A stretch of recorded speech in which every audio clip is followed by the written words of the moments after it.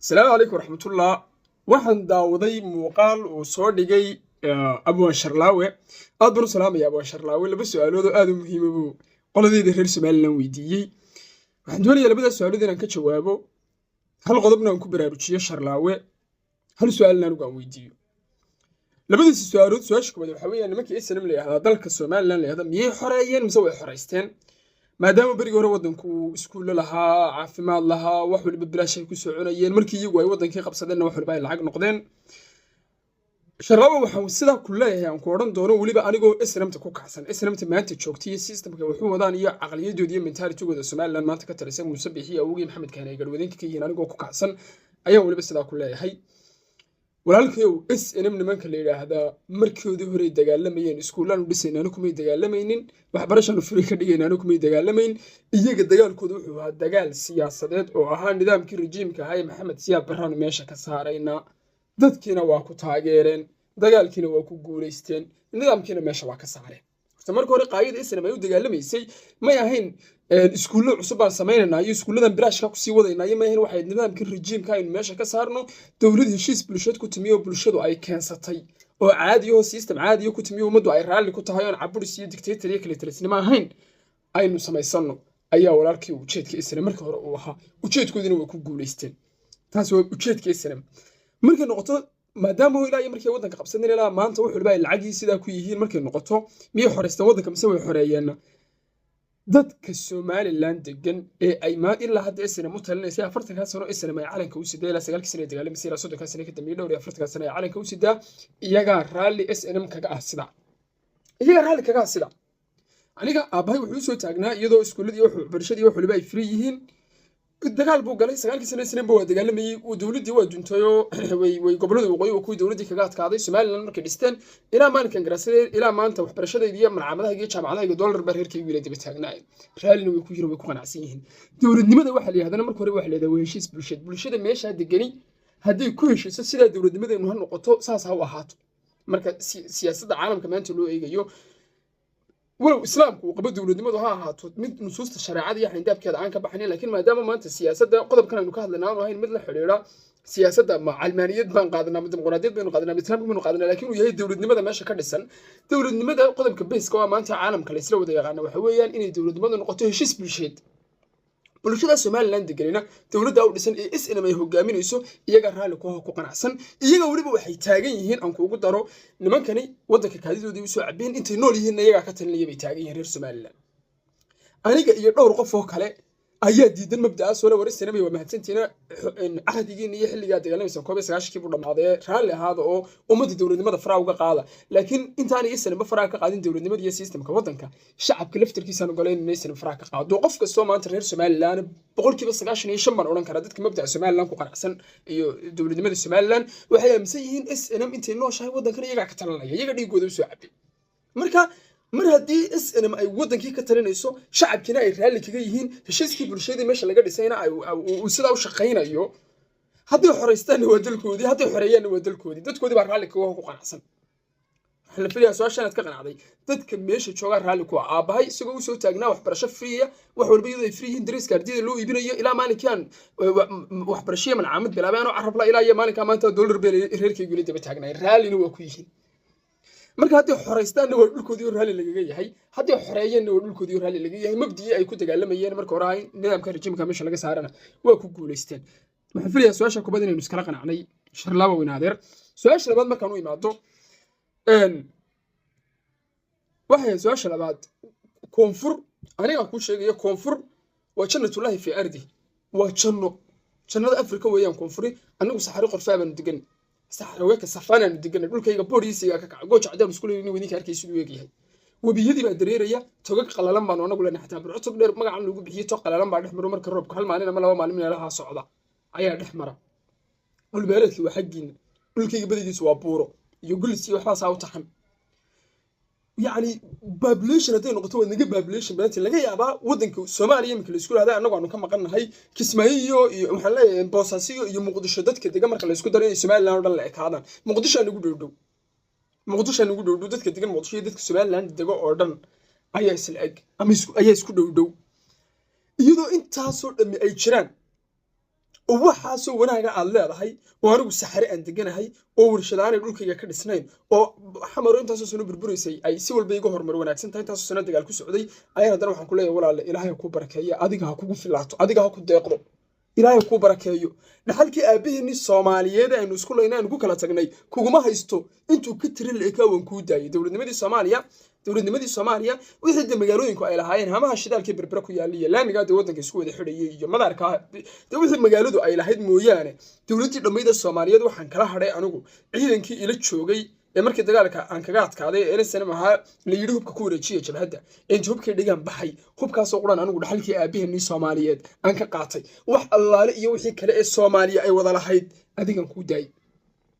haddii aan kugu dhawr walaal waxaas dhan kugu iman maayay ilaahay ku barakeeyo saxarahayga qorfaha iyo togagayga qalqalalan iyo buurahayga istaawanaya iyo dhulkayga boodhkiyo oo masku ka kacayaaban anigu ku qanacsanahay halkayga joogan halkaygan joogaya maxaa ku soo wadaaday kuguma filamiya sharlaago inaad jannada kismaayo kuguma filamiya shabeelooyinku kuguma filamiya jubooyinku kuguma filamiya walaal dhulkaas haysata bilaa caleek balay xaqiiqatan waa ka masayra waa ka hiraasaa markaan arko dhulka koonfureed dhulkaygu siduu yahay iyo sidii kala duwanahay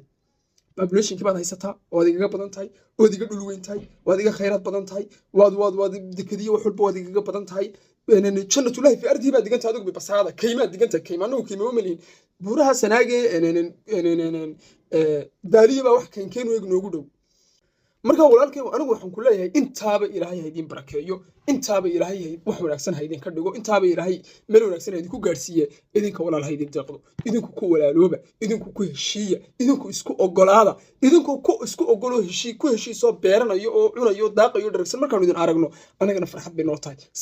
saxarayga sanadna ku qanacsana walaalkay waxan aynu isku haynaa ma aha Soomaalinimo iyo dhul aynu wada yeelanayo waxan isku haynaa waa mabda' siyaasadeed taafah dantayda siyaasadeed haddaan kaa dhex arki waayay oo aan halkaa kaa maray wax allaali wixii khayraad waddankeenu u lahaa iyo dhaxalkii aabaheennii Soomaaliyeed aan kaaga tegey walaal isku filaysi ilaahay ku barakeeyay waan ku qanacsanahay waan kula dowladnimadu heshiis bulsheed saxarahaygaasaan ku qanacsanahay qorfahaasaan ku qanacsanahay buuraha isdaawanayaan ku qanacsanahay warshad la'aantaasaan ku qanacsanahay togaga qalalan baan ku qanacsanahay dhulka omoska ah ee boodhka ka kacayaan ku qanacsanahay intaaba adigana waxaan leenahay ilaahay ku barakeeyo isku filaysi waxaan filayaa labada su'aaloodina kaaga jawaabay sharlaawo aan hal qodobna kugu baraarujiyay haddana labada su'aalood kaaga jawaabay qodobkaas waxa weeyaan sharlaawo inaadaro qaali waxba aan hadalka munaafaqadeyn oo aan siyaasadeyn markaa si cad kugu sheego midnimada maanta koonfur ay doonaysaa waxa weeyaan midnimo ah ama ana ku talinaya ama ma noolaanaysid idinku luqada duntan idinku ku akhrista ama ana ku talinaya ama ma noolaanaysid taasna in rag horu walaalsiga yeel waay in rag horu taa ugu hesho hore loo yidhi rag walaal wuxuu ku dhaamay lawaa midnimada haddii maanta idinka go'an tahay kareer koonfurhantiina anigu maalinka midnimadu iga go'onayd maalinkan doonayay Soomaaliya inay midowdo maadaama midnimadu aniga agteeda muqaddas ay ka ahayd wax agteeda muqaddas ka hoo dowladnimadeedii baan huray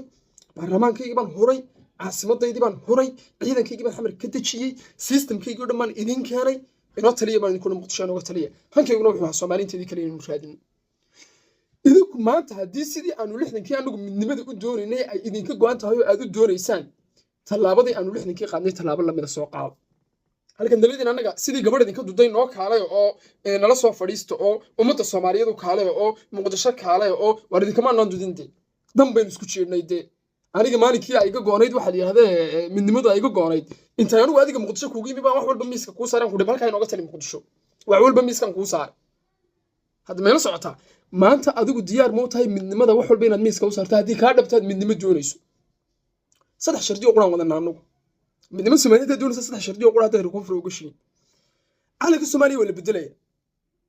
calanka Soomaaliya buluuga waa la bedelaya mar dambe burciyaar Hargeysa ka baban maayo berberiyo iyo ceeri gaabatoon ko waxaan doonaa calanka doonaan ku heshiina mid darbiga oo ka doonaan samaysan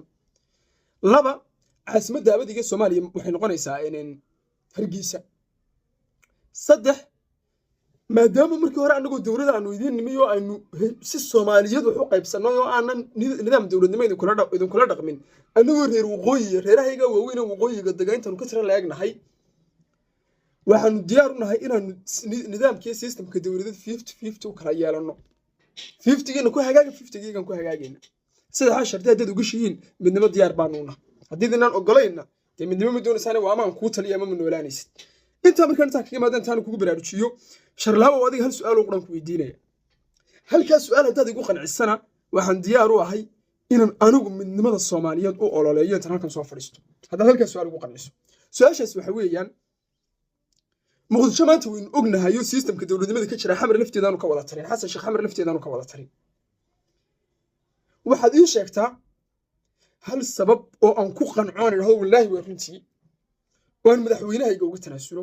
ku-xigeenkiisa uga tanaasulo golahayga wasiirada uga tanaasulo baarlamaanka uga tanaasulo guurtida uga tanaasulo aan uga tanaasulo ciidankayga uga tanaasulo calankayga uga tanaasulo dastuurkayga uga tanaasulo qarannimadayda uga tanaasulo magaca Soomaaliland uga tanaasulo oo intaba intaan saa dhulka u dhigo oo aan imaado muqdisho aan calanka buluuga qaatan Hargeysa iyo madaxtooyada Hargeysa ka taago oo yiraahdo xasan sheekh halka iga tali xasan sheekh xamar gudaheeda ka talin karin hal sabab oo muqnica oo lagu qanco oo aan talaabada u qaadan midnimo Soomaaliyeed oo kale maanta ku muuqata 2024 July baynu ku jirnaa aan ku raadiyo hal sabab oo qurayshay inta aadan aniga bay soo gaadhin oo Soomaaliland oo taagan waan ka go'ayo Soomaaliya anaga waxba isugu makaayay jiraan ka Puntland ee aaminsan inuu Soomaaliya ka mid yahay hal sabab oo ma haysa aynu ugu qancin karno dini iyo baarlamaankiisa iyo waxan iyo godayadan iyo waxan iyo systemkan iyo calankan iyo waxba kala dura xamar toos hortago maamul goboleedyada in waxaanu ka takhalusno ma haysid هذا كل شيء ما هي جوابنا ومكاني كرت